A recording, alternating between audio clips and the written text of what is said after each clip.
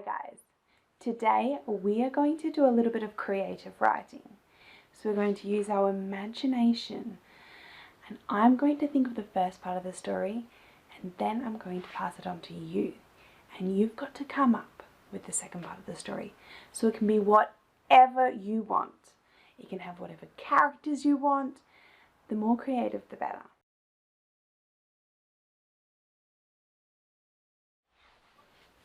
Once upon a time, there were two very, very cheeky children. One was called Sasha and one was called Paul. Now, they never listened to their parents. Their parents were constantly telling them to clean up after themselves. They would leave a mess everywhere, they'd eat all the chocolate, and they were quite rude as well. Now, their parents had had enough. They were sick of it. So they decided to take them to a camping site. They had been recommended this camping site by the kind of creepy old lady next door. However, they were desperate. That was the only one that they knew was open at this time of the year. So they packed up their stuff and got in a car.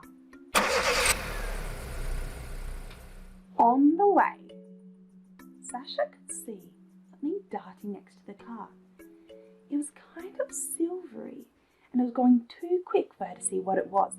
But it was darting in between the trees, almost like it was having a race with the car. She looked up above the sky. The trees looked like they went forever. It had to be at least 5 times the size of her house.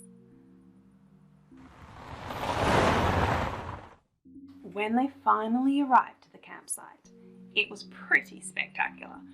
Even Paul was impressed. The parents started to set up the tents and started arguing about which pole went in first. Sasha was not interested. Psst, Paul, over here. Come. What is it, Sasha? I need to get this tent up.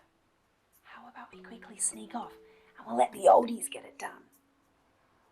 Paul didn't think this was a very good idea because the parents didn't know where they were going, and also they didn't know where they were either. Oh, please, Paul, said Sasha. This is just so boring. Look, we won't go far, I promise. As soon as we can't see the tent, we'll come back. They started to walk through the forest. It was amazing. The trees looked like they were thousands of years old. There were ginormous leaves. There were these tiny little mushrooms, which looked like little pixies could live under. Now, Sasha had never seen anything in her life like this. But then she saw it. That silver flash again.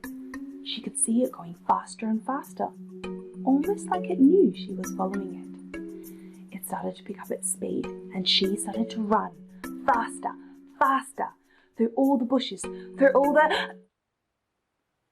And then clonk. She tripped over a log. She looked up and she looked around. Paul wasn't there anymore, and she also didn't know which way the tent was. She was lost.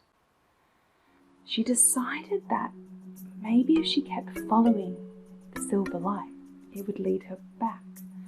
If not, at least she'll know what it is. She kept on following it. It was going slower now, like it was leading her somewhere. In the distance, she saw a house? Or was it a mushroom? A mushroom house? I don't know. I wonder what lives in there. The silver light was just sitting on its doorstep. So she thought it'd be rude if she didn't go up. She walked up to the door and put her hand on the doorknob. Gave it a slow turn. I'm going to stop there now. And I want you to think about what's behind that door. Think about what Sasha might find.